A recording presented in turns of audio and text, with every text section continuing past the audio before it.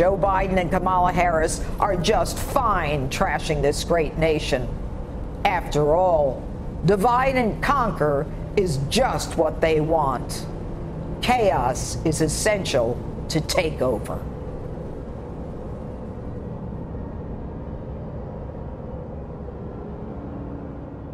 So the jury returns a verdict of guilty in the case of the People versus Derek Chauvin. A guilty verdict to the entire indictment, all 3 counts, murder 2, murder 3, and manslaughter.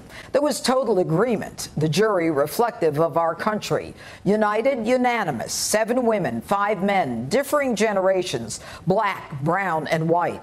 They spoke clearly and unequivocally that this brutality would not be tolerated in America. There was no uncertainty, no questions, no readbacks, not a hint of a hung jury. A deliberate, determined, courageous, and united jury spoke for America. The justice system shone bright and strong that day. It proved beyond a reasonable doubt that Lady Justice was indeed blind, that justice would be meted out fairly and without favor. But it wasn't enough for some. It wasn't enough for leaders in our country who believe that America is fundamentally racist. America has a long history of systemic racism.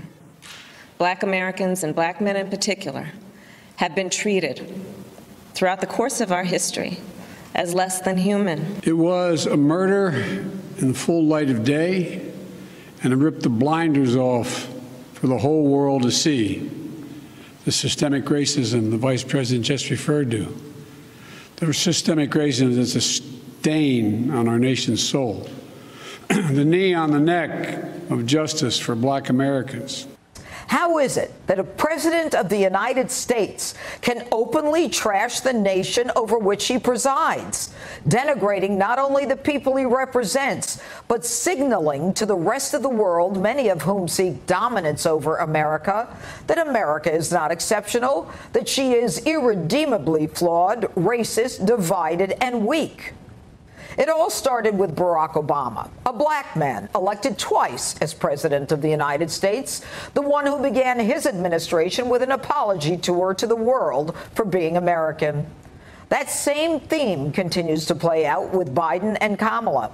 Biden continues to describe life in America as Jim Crow 2.0. I beg to differ. 620,000 Americans gave their lives in a civil war to end slavery.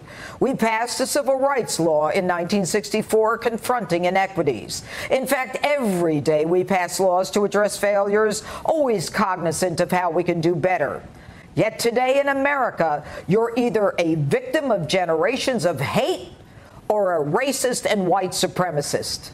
Now, the ones blamed as racists are law enforcement. The people who risk everything every day are the ones condemned on a daily basis. But the more the left seeks to defund the police, limit police arrest powers, and order stand-down orders, the less safe communities and the more victims there are. And why is it that every time a police officer discharges his weapon, it's an indication of racist behavior? Fact. More whites are killed by police than blacks. More unarmed whites are killed by police than unarmed blacks. So when a police officer in Ohio is called to a scene where the caller is screaming for help and he discharges his weapon to stop a knife-wielding attacker about to stab a victim that she has pinned up against a car, the left yells, "Racism." Should the police have allowed her to complete the crime? In which case, you would have yelled racist for not protecting a black life. But my favorite are the fools who know nothing of what they speak, but are ready to take sides. You know the ones who pontificate and talk the talk, saying ridiculous things like this. Shoot the gun in the air as a warning, tase a person, shoot them in the leg, shoot them in the behind, stop them somehow. But if the only solution is to kill a teenager, there's something wrong with this. Why? Because if you shoot in the air, Joy, the bullet has to come down somewhere, hopefully not near you. And it is prohibited to fire a warning shot in just about every police department in this country. And also, the leg is a narrow target, and the victim is right behind that leg. So police are trained to shoot at center mass. And the taser requires 2 prongs, and the cop is too close. Let me add something, Joy. The police weren't just cruising the neighborhood looking for, as the left calls it, 2 kids fighting. This wasn't just kids fighting. This was a suspect about to plunge a knife into the neck of a victim.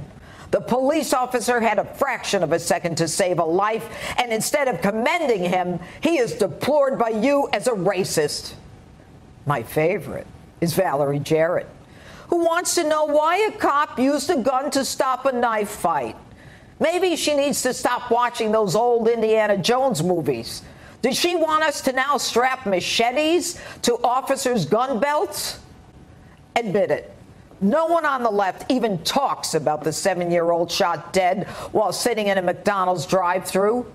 That 7-year-old and scores of children and babies who have been sacrificed because of the left. So get out of your political ivory towers and face the fact that there is a war going on in the streets of this country and all our cities, that the escalation of violence in Democrat cities are a reflection of your racist, cop-hating agenda. Criminals are emboldened by your demonization of police as racist, by the defunding of police, by ignoring and laughing at the abuse of police instead of prosecuting those who abuse them. The virtual elimination of bail affirms the criminals' belief that they can reoffend with impunity.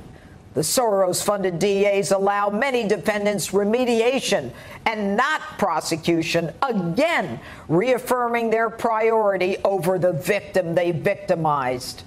Democrat mayors are just fine with the stunning escalation of violence in their cities. And Joe Biden and Kamala Harris are just fine trashing this great nation. After all, divide and conquer is just what they want. Chaos is essential to take over.